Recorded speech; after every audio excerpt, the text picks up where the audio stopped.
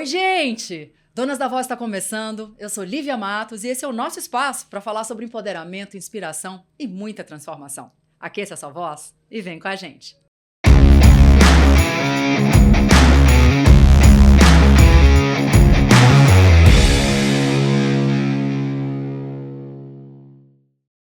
Você tem alguma ideia de quanto tempo passa por dia consumindo conteúdo nas redes sociais?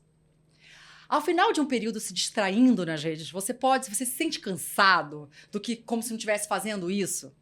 São tantos estímulos e assuntos altamente relevantes que nos bombardeiam todos os dias que nos fazem sentir que estamos sempre por fora de alguma coisa, mesmo que a nossa mente esteja exausta de tanto consumir conteúdo.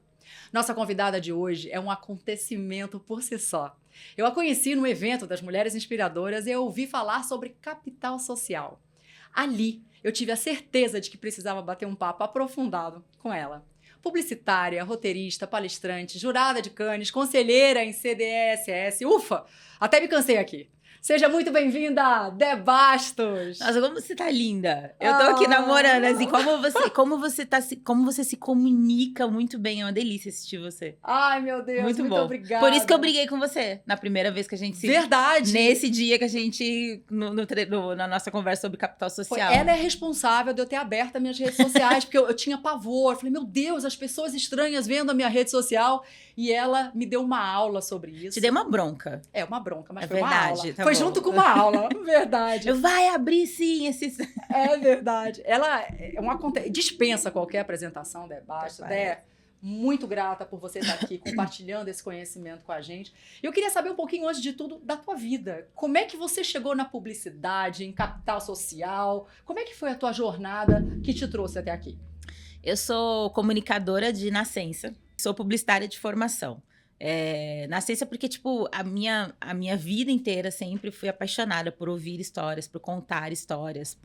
E aí, acabei caindo na comunicação. Hoje em dia, eu sei que, por conta da geração e do lugar da onde eu vim, a televisão era um vetor muito forte de cultura.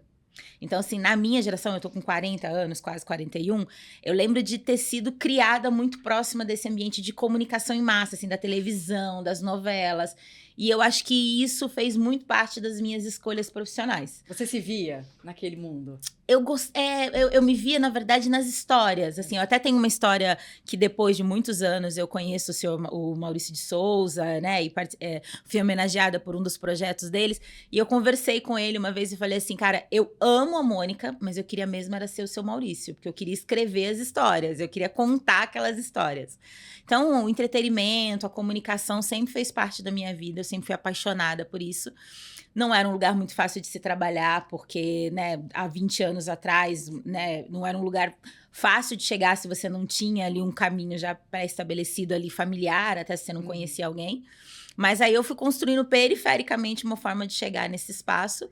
E aí eu sempre quis fazer jornalismo, mas aí depois que eu descobri que tinha uma linha editorial, eu falei, não, já que é pra vender alguma coisa, vamos fazer publicidade. E aí eu caí... E aí você conta a sua própria história.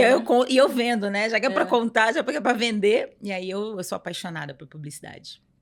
Minha colega de profissão, eu também sou publicitária, e muito engraçado, né? Porque o mundo vem mudando tanto que o que a gente fez na faculdade já nem existe. A gente já se reinventou, a gente já tá numa outra época, né? E que vai, inclusive, encabeçar o tema de hoje, que é o capital social. Eu aprendi sobre isso numa aula que a Dé deu pra gente, e eu queria trazer esse conhecimento para nossa audiência. Afinal de contas, o que é o capital social? E como ele é importante pra gente? De uma forma bem simples da gente entender, é o seu cartão de visita digital, né? É a forma como as pessoas te veem. Então, não importa qual tipo de trabalho que você faz hoje, a gente é atravessado digitalmente. Todo mundo, quando alguém te indica alguma coisa, a primeira coisa que você vai fazer é procurar na rede social essa pessoa, esse serviço, em qualquer que seja a rede social. Então, como é que você utiliza disso de uma forma estratégica e confortável? Então, assim, como você é você mesmo nas redes sociais, né, no digital, mas como você utiliza do que você é naturalmente para que as pessoas conheçam quem você é através das suas redes sociais, se isso fizer sentido para o seu trabalho, para você, né? Então, capital social é isso, é o seu cartão de visita. Por exemplo, vamos falar de você, assim, você é extremamente expansiva, você é sempre muito bem arrumada, muito bem organizada. Então, quando eu vejo um conteúdo, quando eu vejo algo disso, eu automaticamente assimilo a você.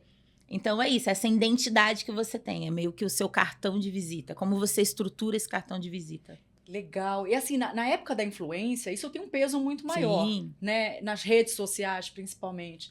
Porque o que eu vejo hoje? Eu gostei quando você mencionou a palavra como você se sente confortável. Sim.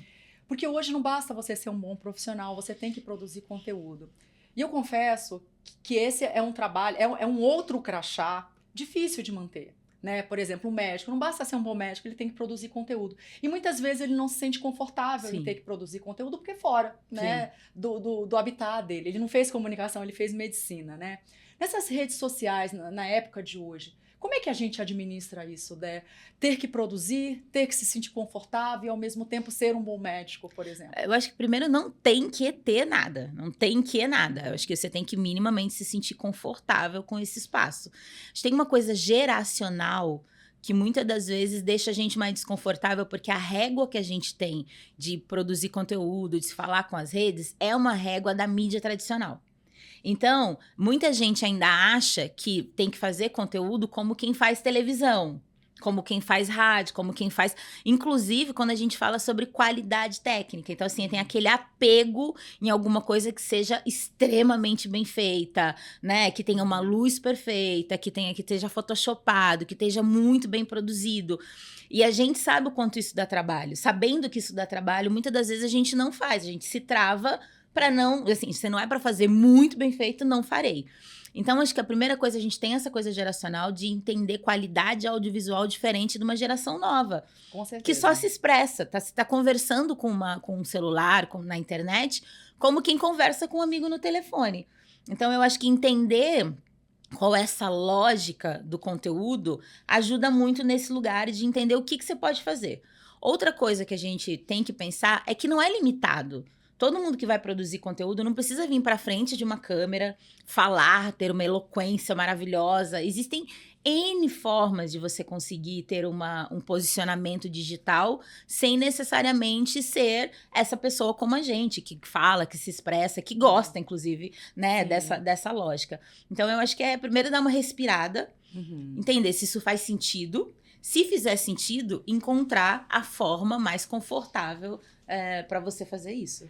E as pessoas se sentem muito pressionadas, né, a ter que produzir, porque, como você mencionou, as pessoas acabam indo atrás das redes sociais para saber quem é essa pessoa. Sim. Aí esse médico, digamos assim, ele não existe nas redes sociais, ele não faz post e tudo mais. Ele vai perder gente hoje. Sim. Talvez não seja gente que converta, né, porque as pessoas também têm, acho que, uma ideia um pouco errônea de que ter muitos seguidores quer dizer muita conversão, sim, muito dinheiro, né? Então tem que ver se você está associado ao teu público que de fato vai converter. Sim. Às vezes você tem seguidores que não podem, por exemplo, comprar teu produto, né?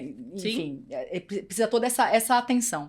Então, hoje, assim, quando a gente considera produtor de conteúdo, qualquer pessoa com celular pode ser considerado hoje um produtor de conteúdo e tentar influenciar pessoas, né? Sim. Como é que você vê o impacto dessa democratização,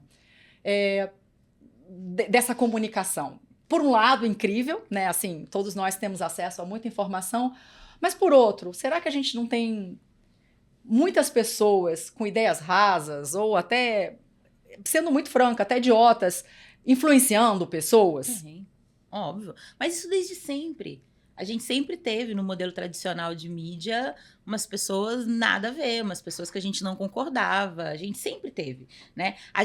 É importante a gente entender que a gente vive em sociedade. E um dos princípios de se viver em sociedade é a relação, né? A gente se relaciona com as pessoas.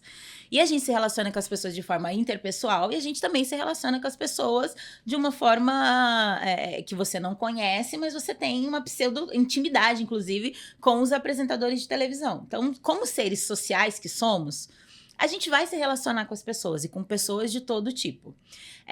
Quando a gente fala sobre...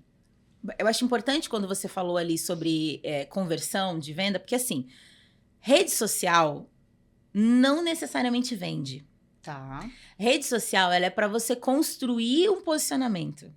Rede Isso é social... importante, hein? Porque rede social é o seu cartão de visita. Você compra alguma coisa só com cartão de visita? Não. Não. Mas é a forma como você fica sabendo que aquele existe. Você se apresenta. Como você se apresenta. A rede social, ela dá para você uma possibilidade de você ver outras pessoas que consumiram aquele mesmo serviço, aquele mesmo produto. Mas é só a pontinha do iceberg. A rede social, a influência, a produção de conteúdo, ela tem que ser o começo da jornada e não o final da jornada. Se você, como médico, que não tem nada a ver com esse mundo de entretenimento, de rede social, se você deixa o seu produto final à rede social, ele é intangível, ele não faz parte do que é o seu trabalho, do que é a sua entrega como médico. A gente tá falando muito de médico, né? Porque você tem na família, muito próximo alguém desse... Então, assim, o produto final dessa pessoa que tá muito próxima de você é a rede social? Não, ela é o começo dessa jornada. Eu chego nele através da rede social e aí depois eu vou ter uma relação com ele presencial, que aí sim vai definir a conversão ou não. Sim. Então, para mim, um grande erro é você achar que o seu posicionamento digital é o final dessa jornada do consumidor. Ela é o começo. Ela é o começo. Ela é o seu cartão de visita. Ela é a forma como as pessoas vão te conhecer. Eu sou muito contra quando eu vejo as pessoas dizendo que rede social produz autoridade. Muito pelo contrário. Rede social, ela só mostra a credibilidade, a autoridade que você já tem no mundo offline. Se você não tem, fica vazio. E aí eu acho que quando você consome conteúdos, também tem que ter essa preocupação, né? Sobre essas pessoas que às vezes influenciam de uma forma muito superficial. Ou falam até coisas que não são reais, né? Sobre, por exemplo, dietas, sobre remédios, né? Porque, assim, eu tô trazendo isso porque eu acho uma preocupação muito grande para essa geração nova, né? E por isso que eu tô trazendo. Porque quem nos influenciava há uns anos atrás? Eram nossos pais, eram professores, eram autores de livros que a gente lia. Era diferente como a gente é influenciado. E hoje eu vejo a geração nova, eu não tô generalizando, tá, gente? Eu tô falando porque existe. Sendo influenciada muitas vezes por pessoas idiotas que falam sobre suicídio, que incentivam os adolescentes a se cortarem ou incentivam a fazer coisas erradas e etc e tal. E essa democratização, que por um lado é incrível, porque eu tenho um mundo nas minhas mãos, ela pode ser uma faca de dois gumes, né? E trazer aí um problema de profundidade em avaliação de alguns temas. O que você pensa sobre isso? Cara, eu acho que tem uma teoria que fala que as grandes movimentações sociais demoram 200 anos para acontecer. Só que se a gente pensar da geração dos nossos pais, né? Eu tenho 40 anos, acho que você deve 45. ter ali mais ou menos. Se a gente for pensar da geração dos nossos pais pra gente, não teve existe, óbvio, uma modernização muito grande, mas não tem as mesmas disrupções que tem entre eu e o meu filho, que vai fazer 7 anos. Então, assim, entre os nossos pais e a gente, o tempo correu de uma forma. Entre a minha geração e a do meu filho, passaram-se 500 anos de diferença, principalmente por conta da evolução da tecnologia. Por que eu tô falando isso? Porque eu acho que a gente tem que ser um pouco mais generoso com a gente.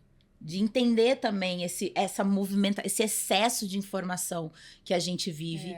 E ser generoso e dizer, não, calma, o problema não sou eu. O problema é o tempo, o problema é a forma, é o momento, né? Tem uma palavra em alemão que fala exatamente sobre o espírito do tempo, que diz exatamente sobre esse tempo que a gente está vivendo. Qual é o contexto cultural que a gente está vivendo?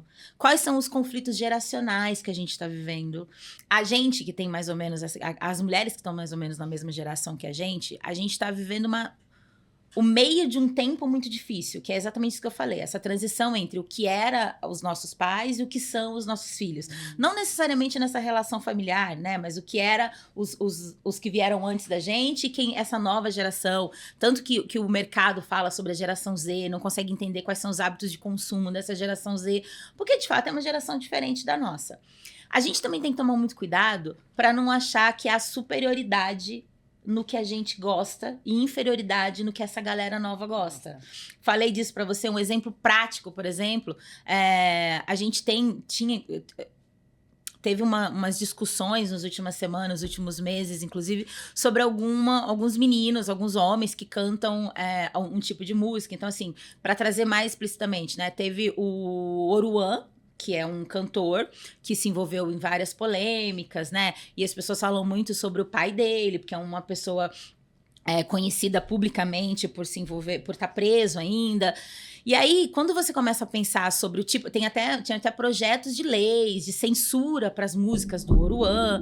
E aí, independente de você fazer juízo de valor ou não, se você é uma mulher hoje de uns 40 anos e o seu filho ou alguém jovem próximo de você está consumindo esse conteúdo, você vai ficar muito desesperada. Geralmente, você vai ficar, meu Deus, é uma má influência. Não tô fazendo juízo de valor, não tô dizendo nem que sim, que não. Mas pelo senso comum, você vai ficar desesperada porque essa pessoa tá ouvindo esse tipo de música, tá se relacionando com esse tipo de conteúdo. Tá.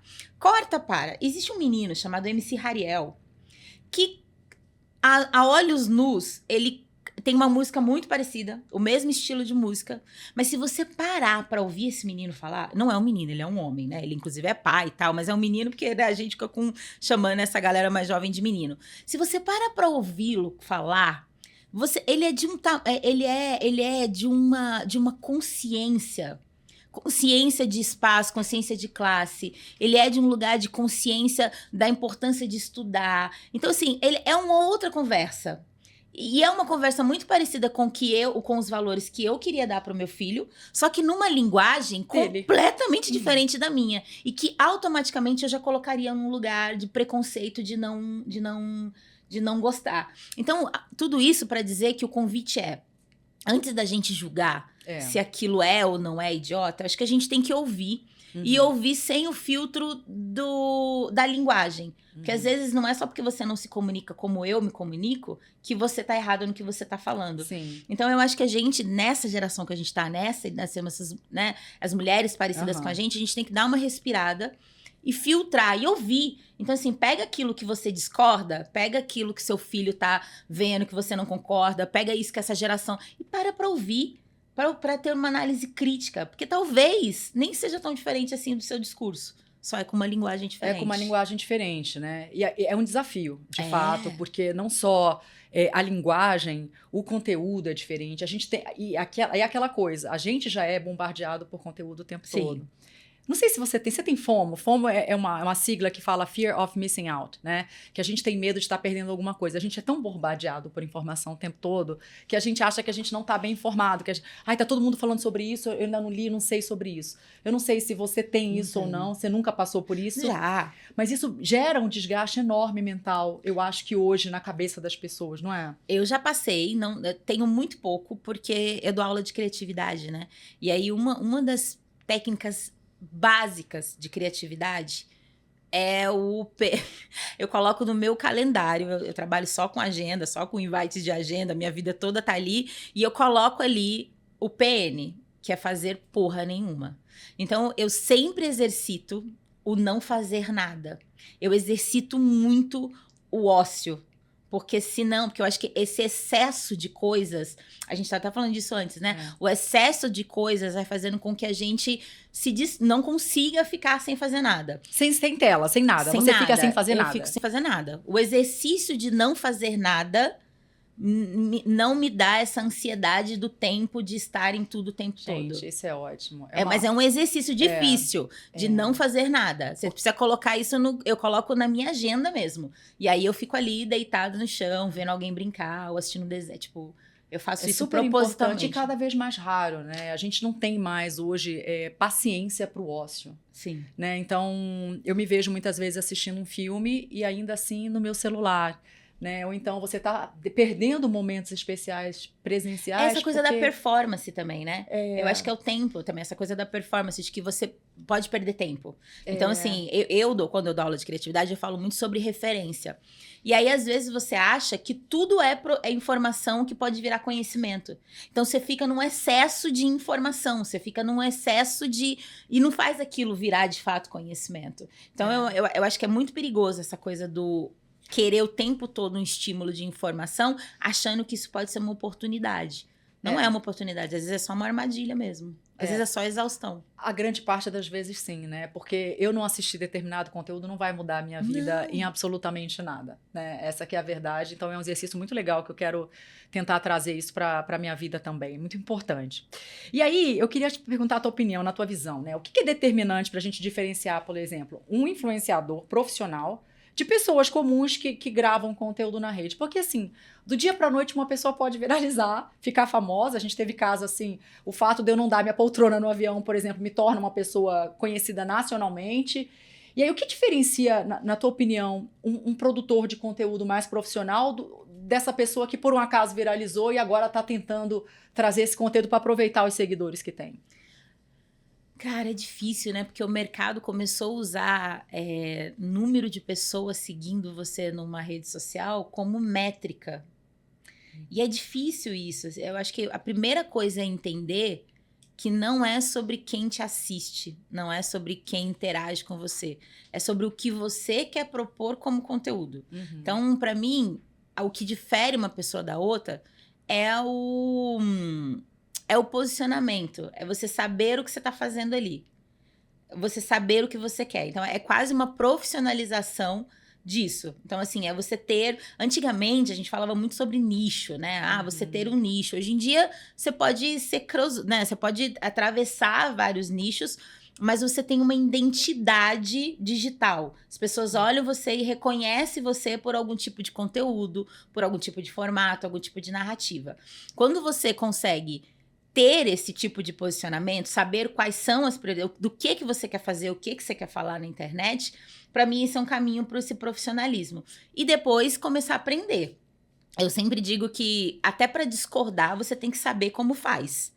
Então, você precisa aprender como é que... Não adianta a gente só começar a falar de internet. Da onde veio isso? Da onde veio essa linguagem? Como é que se faz mídia tradicional? Como é que você fazia televisão? Por que você fazia televisão? Como é que é essa relação? Como era essa relação vertical, né, na estrutura de poder de comunicação, onde um fala e todo mundo ouve? E como é essa relação hoje, que eu falo e a outra pessoa do outro lado ouve? Né? Como é que a gente fala de audiência? 200 pessoas me vendo no Stories é muita coisa. Com entendeu? certeza. Então, assim, tipo, 10 mil pessoas seguindo você numa rede social é muita coisa. 1000 pessoas seguindo você na rede social é muita coisa. Então, eu acho que é você profissionalizar isso. É não ter isso nesse lugar de... Você pode também ter as suas redes sociais como um álbum de foto de família e fazer isso sem propósito. Deve, inclusive, né? Mas se você quer tornar isso seu cartão de visita, você precisa profissionalizar. Isso não tem nada a ver com o número de seguidor. Isso tem a ver com o processo, a forma como você faz isso. É muito interessante isso. Eu passei por esse processo e é difícil no começo, dá um pouco de taquicardia. Mas depois, no final das contas, você relaxa, você entende, tá tudo bem. Mas acho que é muito por causa da performance. A gente vem de um tempo que resultado é muito importante para o que a gente faz. Então, aí performance. Então, se você postou um vídeo, se 2 pessoas viram o seu vídeo, se 2 pessoas curtiram o seu vídeo, você tá achando que ele deu errado. Ele não deu errado se aquilo faz parte do posicionamento. Quando eu posto alguma coisa, quando é para que... você já vai falar da Dé Bastos? Não, quem é? Aí você vai botar na rede social. Você vai lá e vai rodar. E vai ela fala sobre isso. Ok, dificilmente essa pessoa vai lá, nossa, ela deve estar muito... Ninguém pega, você pega o celular, você pega o vídeo de alguém e fala assim, nossa, essa pessoa tá muito flopada. Só 10 pessoas curtiram o vídeo dela. Jamais, você faz esse julgamento? Jamais. Ninguém faz. Na verdade, quase ninguém faz. Algumas marcas... quando a gente tá falando aí de criador de conteúdo que faz isso profissionalmente como um canal de mídia... Então, assim, a pessoa faz uma coisa para que ela tenha alcance e chegue a muita gente. Isso é um propósito de negócio com rede social. Para essas pessoas, esses números são importantes, mas hoje em dia são altamente manipulados por impulsionamento, por mídia paga. Isso é uma coisa. Outra coisa é você pegar o Instagram da sua dermatologista e passando ali, descobrindo que tipo de coisa que ela fala e falando, vou lá porque ela tô com um negócio aqui de trigono, né? Tem um negócio aqui no cabelo, quero falar com ela. Então, assim, é um cartão de visita. A gente tem que desassociar da performance, de que você precisa viralizar, de que não é sobre isso. Gente, perfeito o que você está falando, inclusive pela pressão que as pessoas se colocam, né? Ai, só teve tantos likes, só... Isso não faz sentido nenhum, Você né? quer virar um canal de mídia? É. Se você quer virar canal de mídia, se você quer fazer propaganda e chegar a muita gente, os números fazem sentido, mas aí você faz uma estratégia para isso. Agora, se você quer só construir um posicionamento, pouco importa a quantidade de like, de compartilhamento que você tem. Levando para esse lado até que você mencionou, de tratar isso como uma empresa, uma marca, né? Hoje, as marcas estão se comunicando através dos influencers, óbvio, porque mudou a comunicação, né? Ela deixou de ser a protagonista, a porta-voz da informação, e sim democratizou.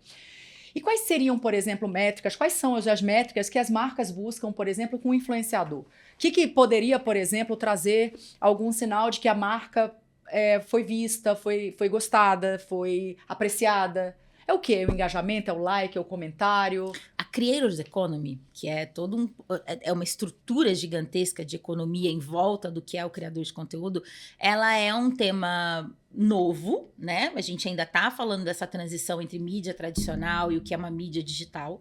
Então, a Creators Economy, ela vive aí numa constante... ela é nova, numa constante progresso, mas ela é nova porque ainda não tem muita literatura. Muito especialista em Creator Economy fica meio bravo quando eu falo que não tem literatura. É porque literatura precisa de tempo, de maturidade. A literatura, ela precisa de teste.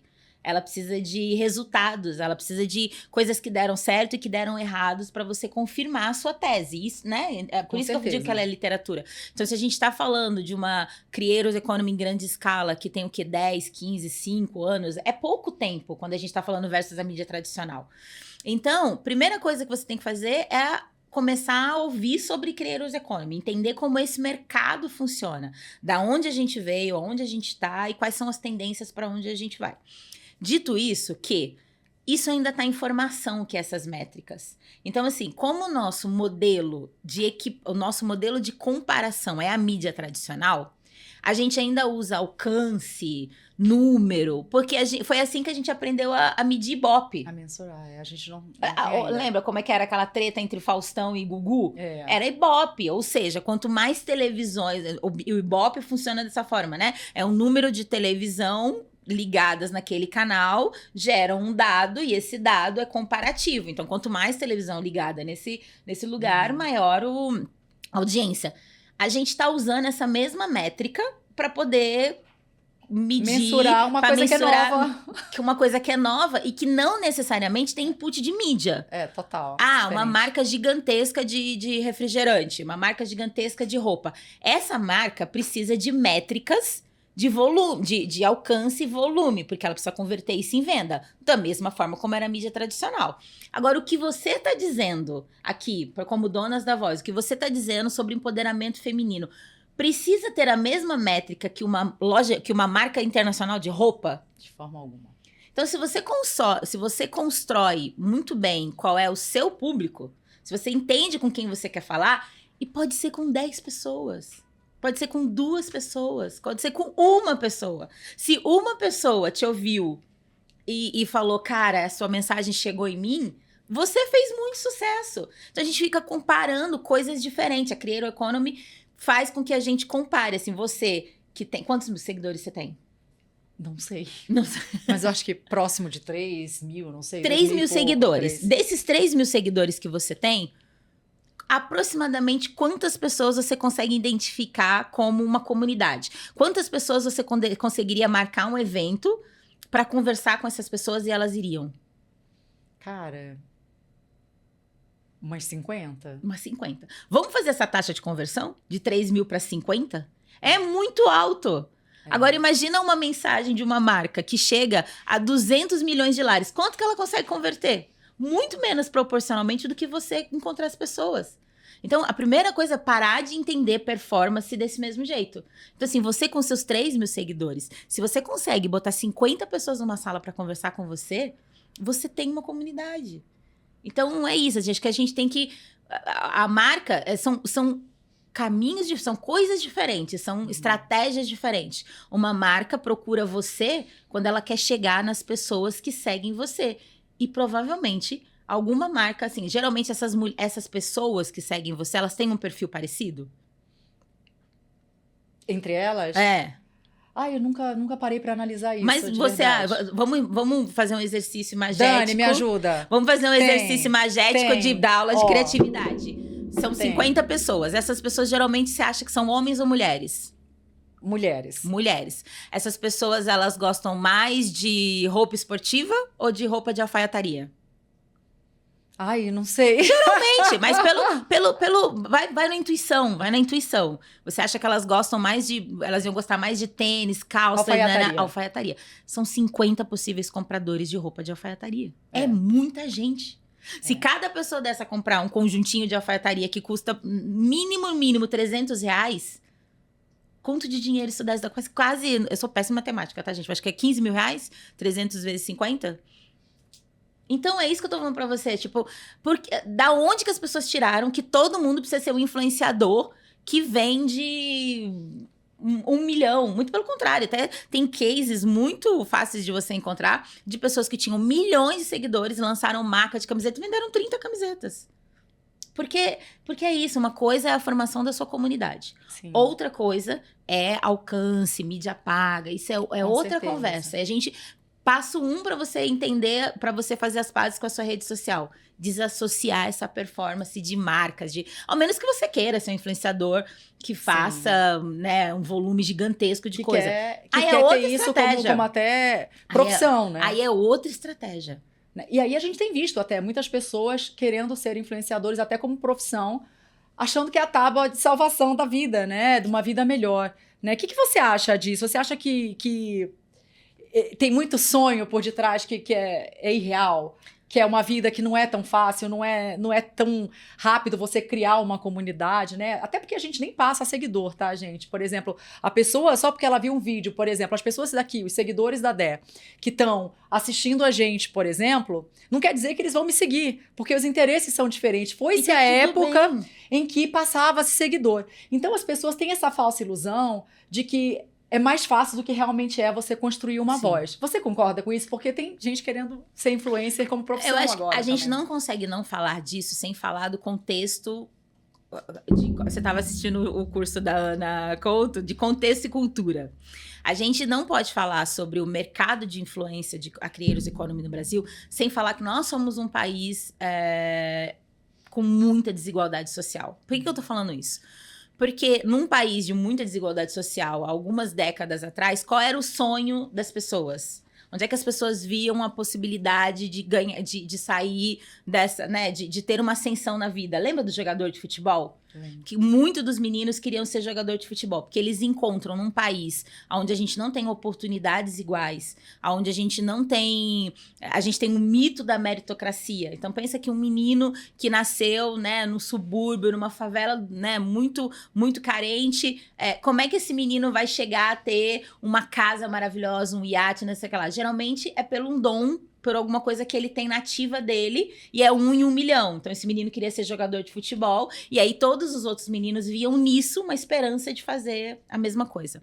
Eu acho que por conta da desigualdade social que a gente vive, principalmente no Brasil, tô falando do contexto Brasil, porque o Brasil tem mais influenciador no Brasil do que qualquer outra profissão. A gente é um país que consome muito, é um país que investe muito dinheiro na Creator Economy, e eu acho que passa muito por esse lugar, da oportunidade nesse lugar que não é de uma oportunidade de Estado, ou seja, cara, eu vou começar a fazer conteúdo aqui, daqui a pouco 10 pessoas me ouvem, 100 pessoas, 1.000, 1 milhão, 10 milhões. É mais democrático, né?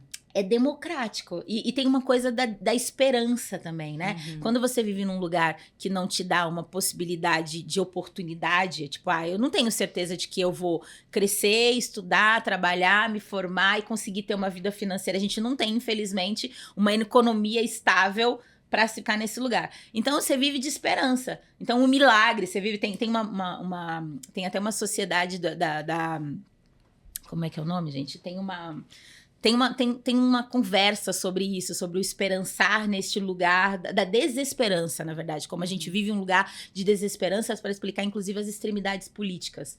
Então, nesse lugar onde a gente não tem fé de que as coisas vão acontecer de uma forma por oportunidade, essas coisas que são efêmeras, elas chamam muito atenção. Então, muita gente investe nisso, o que é muito triste, porque se aproveita muito disso. A gente viu aí essa conversa sobre jogos online nos últimos anos se alastrando, porque é isso, você pega essa pessoa que milhares de pessoas se identificam com ela. Essa pessoa não é uma pessoa com consciência de classe, consciência de raça, com consciência econômica. Essa pessoa não é uma pessoa que teve uma educação num lugar que trouxesse ela para estar preparada para falar com milhões de pessoas. A pessoa não entende o impacto que ela causa na vida de alguém. Aí chega uma marca com milhões de reais, que é essas marcas de jogos online, e fala assim, olha, você que sempre viveu na escassez, você que até 2 anos atrás morava numa casa sem reboco e não tinha o que comer, eu tenho aqui R$1 milhão para você falar todos os dias durante 15 segundos para as pessoas jogarem online. Como é que não aceita? E aí a pessoa que tá do outro lado, vendo você me falar para jogar porque a sorte pode estar do meu lado, é uma pessoa que vai gastar todo o salário dela, ou até uma bolsa, né? A gente teve... ou até o Bolsa, os programas de auxílio a essas pessoas. Tem um dado que fala sobre o quanto que os brasileiros gastaram do Bolsa Família em jogos online. Essa pessoa tá dizendo, cara, ele parece comigo, ele se deu bem na vida e ele tá mandando tá falando pra eu fazer esse caminho aqui. Eu vou fazer também. E automaticamente a pessoa entra em completo declínio. E assim, a gente tem um problema quase de saúde pública quando a gente tá falando desses jogos. Então, assim, o problema de um país com muita desigualdade, um país sem estabilidade, sem uma estrutura de educação, é que a gente tem problema para todas as pontas. Para quem anuncia também é um problema e para quem consome também é uma ponta. Sim. E aí isso fomenta esse lugar de criar esses criadores de conteúdo que são muitos. Com certeza. Muitos O problema é muito mais complexo.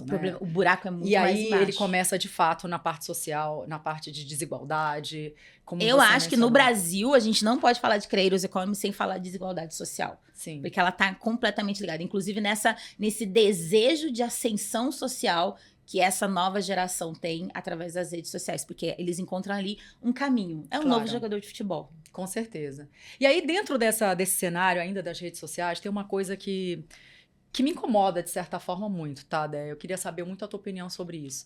A sensação que eu tenho é que no mundo de redes sociais, as pessoas estão sendo obrigadas, ou querem, se posicionar sobre tudo, sobre vários assuntos. E assuntos que eles não têm competência para entender, né? Eu, por exemplo, eu não tenho, muitas vezes, uma opinião formada sobre um assunto polêmico, né? E eu sinto que está havendo uma cobrança, não só das pessoas, quando você tem um pouco de exposição, você é um pouco mais famosa, isso deve ter acontecido com você, te pedindo para se posicionar, seja politicamente, sobre uma guerra, sobre qualquer outra coisa. E na minha opinião, todo mundo virou juiz. Todo mundo resolveu dar opinião sobre tudo, todo mundo resolveu julgar todo mundo. Total. Como é que você vê essa realidade? Você já passou por isso? Preguiça, mana. Eu falo tão facilmente, não sei, não quero saber. Lembra? Não sei, não quero saber, tenho raiva de quem sabe. A gente sabia isso desde criança. Eu acho, de novo, que é por conta da performance. Primeiro, 2 coisas diferentes. Uma coisa é, a gente precisa estudar. Eu preciso que vocês vão aprender, vão estudar sobre a economia da atenção. A economia da atenção, ela fala sobre como capitalizar a atenção das pessoas. E aí existem diversas técnicas, neurociência, para explicar quais são os gatilhos que fazem com que despertam a sua atenção em alguma coisa. Então, muitos desses conteúdos, eles são feitos com base nesses gatilhos. É uma coisa, é neurociência mesmo. Fala assim, quer ver um exemplo prático? Eu postei que... Eu não, porque eu não quero que ninguém... Não é nem madeira, não quero que ninguém morra. Mas alguém postou, li ali que alguém morreu. Nota de falecimento de alguém. Qual é a primeira coisa que passa pela tua cabeça? Não faz a sonsa. Vai, fala a verdade. Alguém morreu. Quem morreu? Não, alguém morreu. Tipo, nota de falecimento. Nota de falecimento. Do que morreu? Do que morreu. Tá. É bonito? A gente tem orgulho de dizer que a gente quer saber do que a pessoa morreu? Não. Mas é mais forte do que a gente. Sistema... É isso, assim. É condicionamento humano. Quando a gente fala que alguém morreu, a primeira coisa que você quer saber é do que morreu. Porque é jovem, no caso. Né? Fora da parte natural. Mas por que a gente quer saber? Isso é iminente a todo ser humano quer saber do que morreu. Por que eu tô dizendo isso? É uma coisa que a gente sente orgulho? Não, mas é uma verdade. Se ela é uma verdade geralmente que passa por vários seres humanos, ela vira um gatilho. Então, muita gente... Então, eu vou pegar aquilo que eu sei que chama a atenção de muita gente e vou fazer um conteúdo, porque eu sei que aquilo vai viralizar. Então, por que eu tô dizendo isso? É que tem 2 assuntos diferentes nessa conversa. Uma, você conseguir identificar quais são as pessoas que estão capitalizando a atenção das pessoas. Então, assim, cuidado com esses conteúdos que são feitos para isso. Eles são feitos para roubar a sua atenção. Não é para você gostar. Os conteúdos não são feitos para você gostar. O conteúdo é feito para roubar a sua atenção. E a sua atenção também tá no que você odeia. Tá no que você fica triste. A gente acabou de assistir, essa semana que a gente tá gravando aqui, teve uma dinâmica de um grande programa de televisão que, pra mim, não é entretenimento, porque é tortura. É uma dinâmica onde as pessoas estão ali há 70 dias sem ver a família, e aí você vai eliminando a pessoa que você não gosta, e aí como eu não gosto, você é obrigado a dizer, a pessoa que eu menos gosto é a Lívia. Por causa disso, eu vou pegar uma foto da família dela, que ela não vê há 70 dias, e eu vou botar dentro de um triturador, pra ela ver a foto dela sendo destruída, a foto da família dela sendo destruída. O nome disso é tortura emocional. Sabe o que a gente tava fazendo? A gente tava assistindo. Eu tava assistindo. Eu assisti pra odiar. Entende? Então, o nome disso é economia da atenção. Então, não é feito pra você gostar, é feito pra ter tua atenção. Exato. Então, uma coisa é a gente prestar atenção no que é a economia da atenção. É como que o sistema precifica e capitaliza a nossa atenção. Essa é uma coisa. Eu até esqueci a pergunta já. Não, a pergunta é, todo mundo quer dar opinião sobre tudo, isso, todo mundo era sobre juiz. isso, era isso. Então, uma coisa é você entender isso, que muitas das coisas são feitas pra te provocar a ter uma opinião. Isso aí, inclusive, é a própria cultura do ódio, é assim que se faz as redes sociais. Muita gente posta coisa porque sabe que você tem uma opinião contrária, mas aquilo é engajamento. A economia da atenção não significa que é porque você vai gostar. Isso é um ponto. Dado isso, entendendo que parte da dinâmica das redes sociais é feita para isso, o outro lado é uma conversa que você acha que pode ter uma opinião ou não sobre ela. É uma conversa pessoal. Você, como uma pessoa que eu conheço na vida, posta alguma coisa e me pergunta às vezes na rede social. E aí, o que você acha disso? E eu tenho, inclusive, o direito de achar, de não concordar, de discordar de você. Mas o que a gente só tem que tomar cuidado é isso, assim, eu quero dar uma opinião nisso, volto. O que a gente tem que tomar cuidado é, eu preciso dar uma opinião sobre isso porque eu estou sendo usada pela economia da atenção ou porque eu de fato quero saber sobre isso. Porque quando eu percebo, eu não dou opinião sobre coisas que eu sei que estão sendo capitalizadas para ter a minha atenção. Não sei se deu para entender. Deu. Tem um documentário muito bom no... Nossa, eu preciso de uma fono. A minha dicção tá horrível. Tá nada. Tá assim. Tô entendendo tudo. É porque eu vou pensando enquanto eu vou falando. Não acompanha a velocidade do pensamento. Alô, fono, preciso de uma fono. Não, mas o que eu ia dizer é, existe um documentário na Netflix que chama O Dilema das Redes. Ele viralizou há algum tempo, então todo mundo viu. Eu não sei se você lembra de uma frase de um jornalista, acho que é Andrew ou alguma coisa, que ele fala... Na rede social, se você não tá pagando, você é o produto. Você lembra? Eu lembro, foi tão forte isso. É bem emblemático isso. Então, de novo, na rede social, se eu não tô pagando, eu sou o produto. A minha opinião, ela também é um produto. Então, se você cai nesse gatilho, na armadilha da economia da atenção... Você tá só fomentando o dinheiro que outra pessoa tá ganhando. Que não é você. Que não é você. Com a sua imagem, se expondo. Com a sua imagem, com a sua opinião, com a sua vida. Então, não sei se deu pra entender que é isso, assim. Você tem que escolher quais são as batalhas. Então, tem que tomar cuidado com esse negócio de opinião se você não tá sendo usado nessa máquina da economia da atenção. E sim, super entendi. E sim, você não precisa ter opinião formada sobre tudo, tá, gente? Por favor, ninguém precisa ser juiz da vida de ninguém. Não, eu acho que é mais do que não precisa. É cuidado se a sua opinião, boa ou ruim, contra ou a favor, não tá sendo usado nessa máquina de economia, entende? Então, acho que é mais do que não precisa ter uma opinião, todo mundo sabe. A questão é, a sua opinião vai ser usada como? Vale a pena? Sério? Às vezes vale um papo com você. Às vezes vale um papo público que tá acontecendo. Às vezes vale você ir lá e dar a sua opinião. Às vezes não, às vezes falar, eu não quero fazer parte desse game hoje. E mudar depois de opinião. Porque às vezes, por exemplo, tem o imediatismo. Eu preciso falar sobre isso porque o assunto acabou de acontecer. Aí a pessoa se posiciona. Aí depois de 2 dias, ela começa a ter mais argumentos, recursos, informação, e ela muda a opinião dela. Como é que uma pessoa, por exemplo, das redes sociais, você acha que vale a pena a pessoa ir lá e se posicionar de novo? Olha, mudei de opinião. Ou você acha que a pessoa tem que deixar lá e... Então, depende do porquê, né? É. Por quê? Assim, primeiro, por que você deu opinião? Qual a intenção? Eu trabalho muito com intencionalidade. Qual a intenção? Por que você deu opinião? É pra gerar polêmica? É pra abrir uma conversa? É pra chamar a atenção de alguma coisa? Primeiro, você tem que saber por que você tá dando opinião. E aí, depois... E aí você mudou de opinião. Vale a pena? Pra que você vai expor que você mudou de opinião? Ah, sim, porque eu preciso de um pedido de desculpa público, porque eu preciso abrir outra conversa. Então, pra mim, as coisas precisam saber o porquê, sabe? Por que você vai fazer isso? Tem uma outra... Eu vou voltar a falar sobre régua. O que acontece com a rede social? Qual é o princípio da fotografia? Lá nas nossas aulas de comunicação, lembra? Qual era a aula básica de fotografia? Era capturar o registro, porque como a mente da gente esquece as coisas porque ela é cíclica, porque você registra, você congela aquela imagem para você ter aquilo como recordação, certo? A rede social começa dessa forma. O Instagram começa com uma foto, era um grande álbum de foto. Percebendo que precisa de dinamismo, foi virando vídeo, mas ele continua tendo essa lógica do registro. Quando você registra uma coisa, ela fica eternizada. Então, acontece muito isso quando você ressuscita os twitters de uma pessoa, né?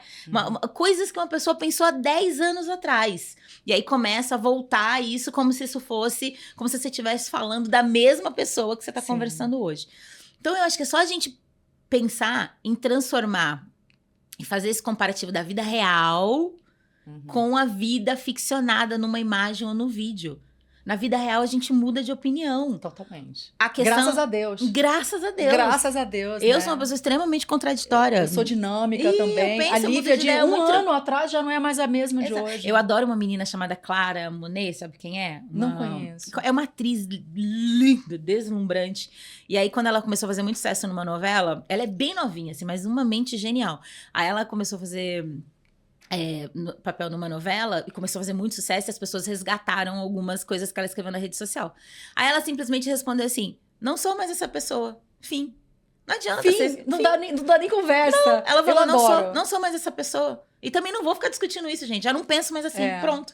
Então é isso, assim, acho que essa inflexibilidade, ela tá muito baseada nessa régua do registro. Registrou é uma coisa para sempre. Claro que não, a vida é dinâmica. Os caras criaram stories pra isso, porque em 24 horas tudo muda, você pode mudar de ideia. É verdade. Então, tipo, tá tudo bem mudar de ideia.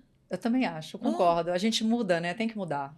Graças a Deus a gente muda. É tão bom pra acabar com discussão. É tão bom. Tipo, eu te xinguei ontem, briguei. Aí hoje você vem aqui pra brigar comigo. Aí eu falo assim, Lívia, mudei de ideia, eu tava errada. E não acho mais nada daquilo. Acabou a conversa, acabou a briga, acabou tudo. Verdade. É uma ótima dica, gente. Vamos levar mais isso pro nosso dia a dia. Aqui tem uma pergunta que eu acho super interessante. É sobre a responsabilidade do que os criadores de conteúdo falam e publicam, né? Porque existe uma linha tênue aí que forçam no limite, né? Entre a responsabilidade do que ela fala e a liberdade de expressão. Né? Porque às vezes você pode falar alguma coisa e usar, tenho liberdade de expressão e necessariamente ferir, né, direitos de outras pessoas, enfim. Como é que fica essa linha tênue, né? Entre... Eu acho que é a vida...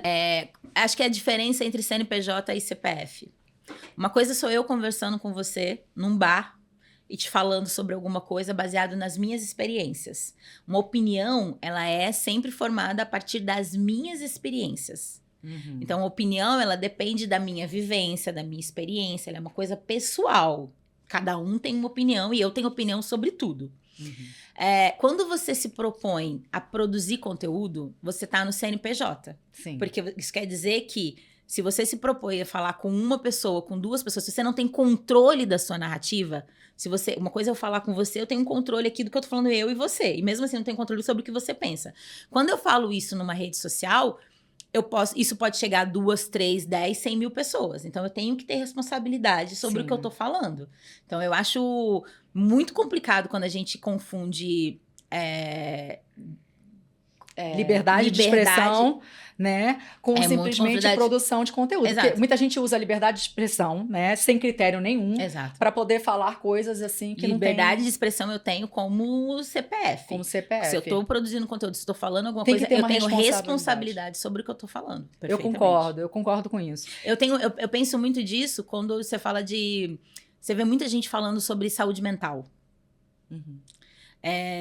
Muita gente falando sobre saúde mental. Inclusive, tem uma jornalista de muito alcance que faz um completo de serviço para falar sobre...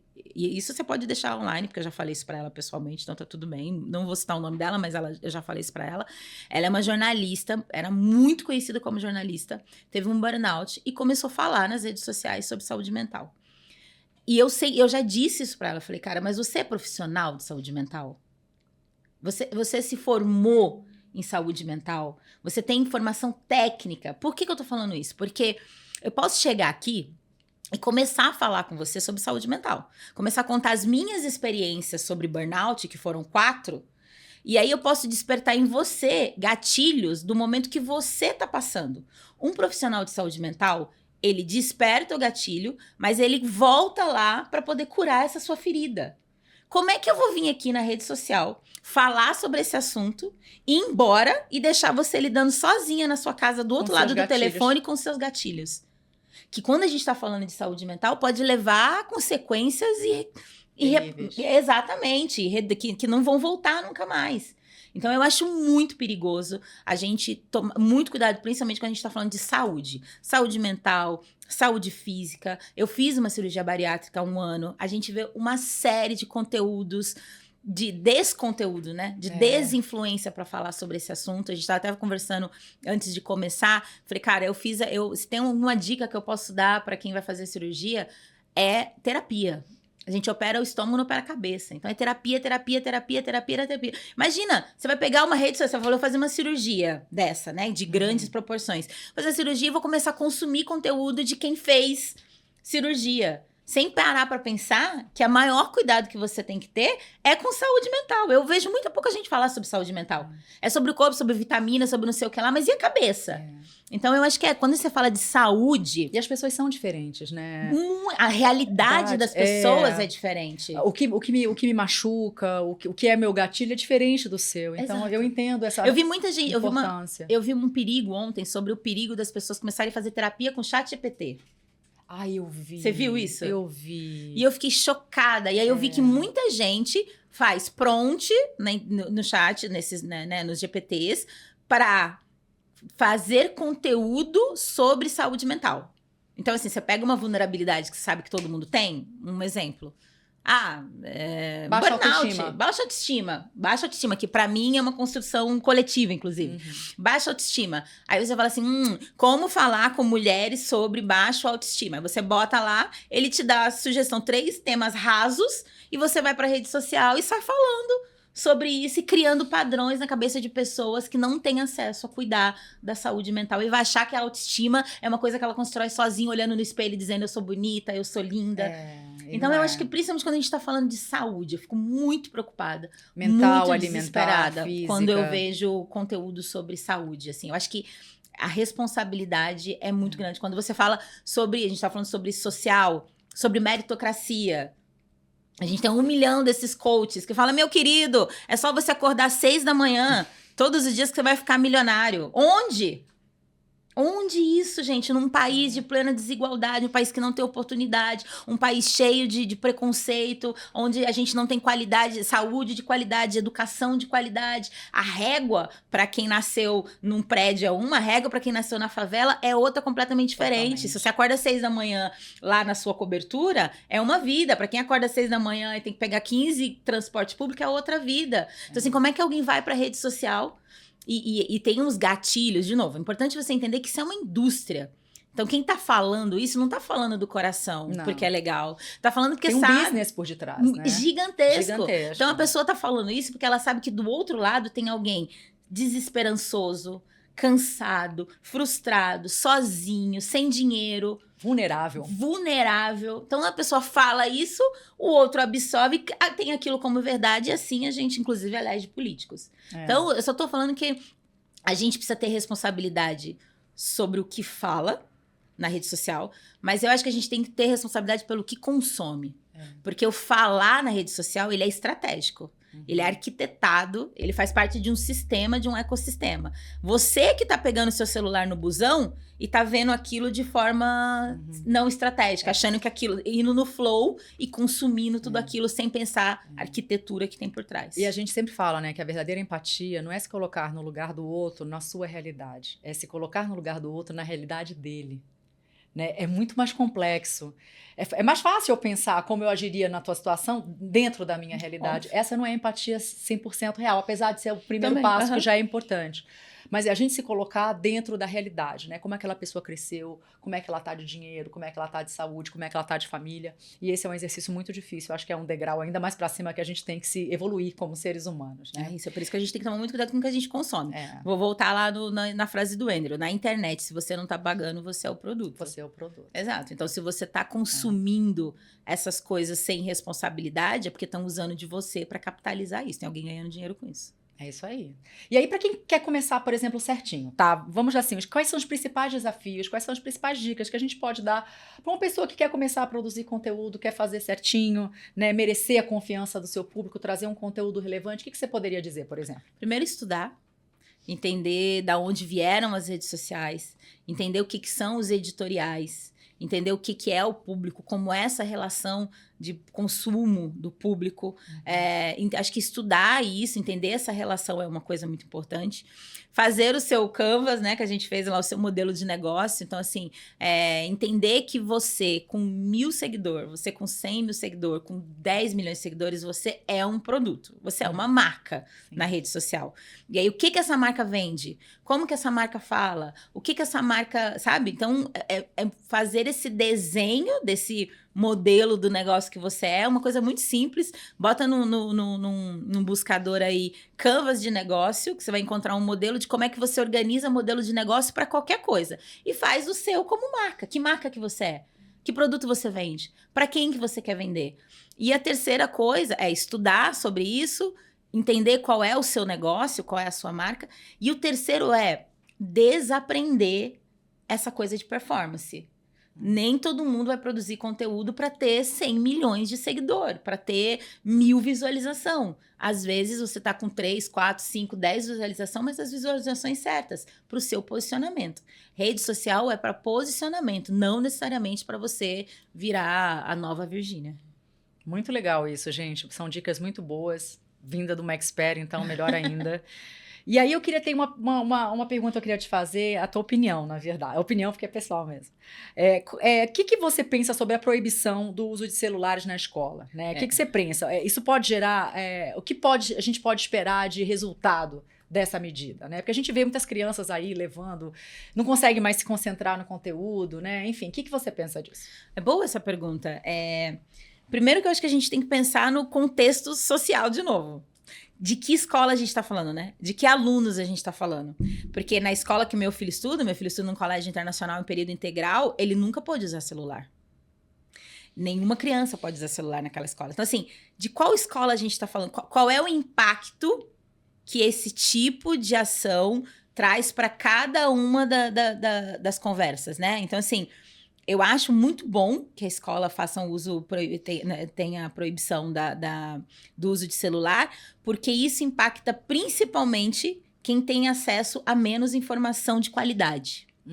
Então, eu acho que é muito bom, porque isso traz de novo, primeiro que a escola é o primeiro lugar de socialização, é o primeiro exercício de socialização que a gente faz. Então, eu acho muito bom que crianças e adolescentes com menos oportunidades tenham acesso a entender como funciona a economia da atenção. Eu acho muito bom. Eu acho que o impacto é maior, principalmente para as escolas públicas, principalmente para essas famílias que estão hiperconectadas, que usam muitas das vezes a internet como rede de apoio. Muitas das vezes a mãe deixa o filho na tela, não é porque ela não quer, é porque ela precisa trabalhar, ela precisa cozinhar, é uma rede de apoio. Às vezes o celular é o único entretenimento que aquela criança, aquele adolescente tem. Então eu acho muito saudável que a gente fale de economia de atenção. E voltar também para o princípio, né, da parte, porque a gente nunca teve tão conectado, mas a gente nunca teve tão só. Sozinho. E isso é triste, né? Você se vê preso, você um dispositivo, aquelas interações que a gente tinha antigamente não existem mais. Então, eu acho que é importante. É como assim, a gente tem uma nova tecnologia. A gente não consegue mais viver sem ela, mas a gente também não sabe como se comportar com ela. Perfeito. A gente está nesse momento de transição. E eu acho que esse freio, esse voltar para a terra, ele é importante para todos nós, como seres humanos mesmo, né? Acho que é isso. E aí, mudando um pouco a direção do assunto, eu queria te perguntar, e esse tal do cancelamento, ele ainda existe? Esse negócio de cancelamento, as pessoas ainda são canceladas? Ou você acha que vem uma relativização aí um pouco das coisas? As pessoas estão relativizando um pouco mais as opiniões? Eu vou voltar de novo para a máquina econômica, vou botar dinheiro para o capital, para a economia da atenção. Quando você cancela uma pessoa, quando você cancelava ou cancela uma pessoa na rede social, é muito mais sobre como que você vai fomentar essa discussão sobre essa pessoa tá certa ou ela tá errada. Então, eu acho que pós-pandemia, principalmente, que acontece com a pandemia, eu acho que a gente fala pouco sobre a pandemia, sobre o pós-pandemia, sobre o resultado, as consequências da pandemia para nossa vida social. A pandemia foi um momento hiperconectado, né? A gente só tinha os nossos celulares dentro da nossa casa, então tudo era muito hiperconectado. E aí a gente, na pandemia, começou a sentir falta da interação na vida real. Só que ao mesmo tempo, a gente começou a criar um avatar de vida que só funcionava na rede social. Então, na rede social, ou você achava uma coisa ou você achava outra coisa. Você não tinha um meio termo, você não podia mudar de ideia, né? Você não tinha contexto. Lembra do princípio da fotografia? Era um registro daquilo. Falei aqui uma coisa que as pessoas não concordam, tá registrado sem considerar contexto. O que eu acho é que agora, com o passar um pouco do tempo e com as discussões, a gente está considerando contexto um pouco mais. E aí, quando a gente considera contexto, você vê que cancelar uma pessoa não faz sentido, primeiro porque ela pode mudar de ideia, porque ela pode não ter aprendido, porque ela pode... Ou porque ela pode ser uma filha da puta mesmo. Pode falar palavrão aqui? Pode. Tá certo. Ou porque ela é uma filha da puta mesmo. E aí, beleza, você só não vai ter que conviver mais com ela. Então, eu acho que a gente tá vivendo novos momentos de redefinir essa nossa relação na internet. Com isso, a gente tá considerando mais contexto. Eu acho bom, por um lado, porque a gente tem menos a cultura do ódio, mas eu acho ruim relativizar, porque também a gente não problematiza, a gente não discute. Então, eu acho que é menos sobre as pessoas. A gente deve continuar cancelando, eu acho. Olha a polêmica, bota na chamada. A gente deve continuar o cancelamento. Clickbait. Eu acho que a gente deve continuar cancelando. Mas não cancelar as pessoas, e sim cancelar as pautas, cancelar o que foi dito, sabe? Vamos conversar sobre aquilo. Eu acho que esse é um jeito de lidar com isso, sabe? Mas não as pessoas, porque as pessoas mudam de ideia, as pessoas têm contextos diferentes. Maravilha. E como é que você vê o futuro das redes sociais? Não precisa nem ser tão distante, tá? Vamos falar aí, sei lá, os próximos 5 anos. Você acredita que as redes sociais vão ter esse mesmo peso? Ou você acha que a dinâmica ainda está em muita mutação, vai mudar muita coisa ainda? Eu acho que muda muita coisa. Eu tenho quase certeza, olha que ousada, né, que abusada, eu tenho quase certeza que vai ser cada vez menos sobre as pessoas, principalmente por conta da inteligência artificial. Então, eu acho que a gente vai começar a ver a rede social, o digital, como um produto e menos sobre as pessoas. Sim. E isso vai fazer com que... Eu tenho esperança de que faça com que a gente faça um resgate das nossas relações interpessoais. Então, eu vou lidar com a rede social da forma como eu lidava com a televisão, da forma como eu lido com aquilo. Aquilo é apartado da minha vida. Aquilo não é a minha vida.